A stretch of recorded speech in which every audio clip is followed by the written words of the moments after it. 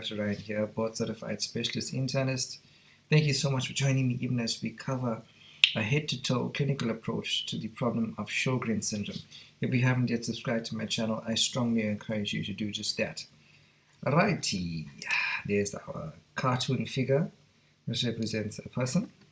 So, first off, as usual, introduce yourself to the patient, position the patient, usually fowlers or semi-fowlers, obtain adequate exposure, right? Then first up, look at the hands for the typical changes of small joint polyarthritis, which may indicate rheumatoid arthritis. Are there any obvious deformities? We talk about swan neck, boating deformity, volar subluxation, and radial deviation of the metacarpophalangeal heads. The piano key sign, any obvious sign of vitus that you can see, any vasculitic lesions. I'm sure we're all familiar with these. Is there Reynolds phenomenon, which speaks to the classic triphasic color change, white, blue, red of the digits. Then also inspect for purpura, especially the lower limbs as well. Any lymphadenopathy, you want to pick that up. Then moving on to the face, check for parotidomegaly, right, which speaks to infiltration of the salivary glands, especially lacrimal and submandibular gland enlargement. Okay, in the ears, check for pseudocetitis media. Is there any discharge? Look at the tympanic membrane. In the eyes, remember the buzzword is xerophthalmia and xerostomia. So dry eyes, dry mouth. So check for chemosis, which is swelling of the conjunctiva, keratitis, which manifests as red eye, scleritis or scleromalacia. You may want to do a Sherman's test. We'll talk about that a bit later. Or the Rose, Bengal, or fluorescein test. Look into the mouth. There you're going to find a raw, beefy-looking tongue, parchment, buccal mucosa, dental caries because of lack of saliva, right? No saliva under the tongue, dry situation, thrush, cheilitis, aphthous ulcers.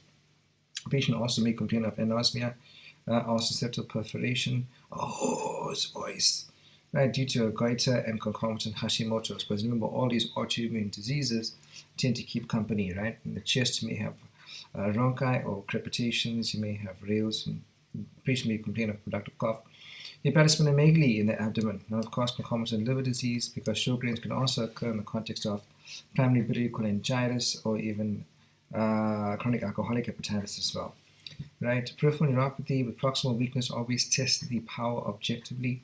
Urinalysis, so looking for if your pH is above 6.5, right, which speaks to renal tubular acidosis, all right, in the urine pH. Atopic vaginitis, vaginal thrush on PV exam, and evidence of associated connective tissue disease.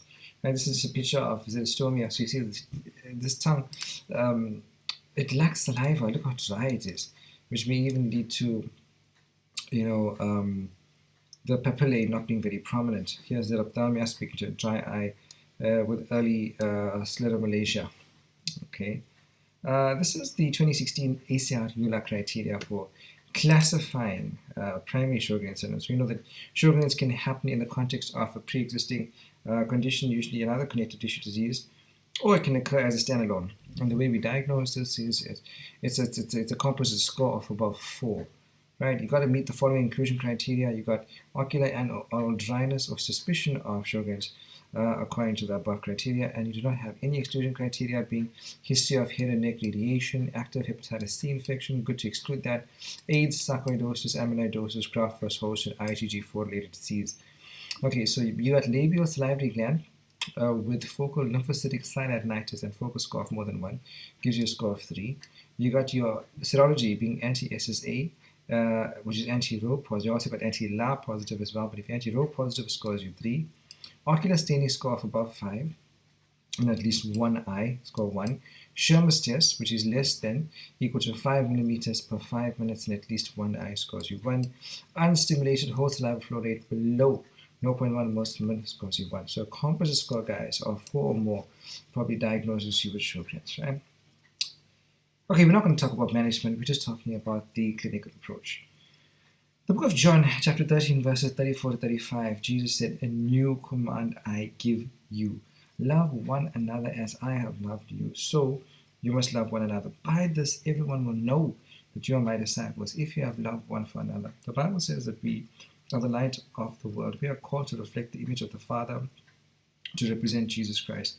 And the quintessential fundamental principle that we live by, the main characteristic that should be on display, is love. Love for everyone. Love for our neighbors, love for our friends, love for our family, and of course love for God. Because remember, the cross has two dimensions, vertical and horizontal.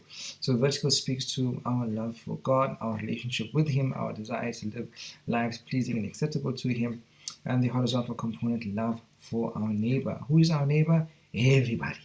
Speak the truth in love, be gracious, and I pray that upon our lives. Have yourself a lovely day. I'll see you soon with another video in this series. Take care and God bless.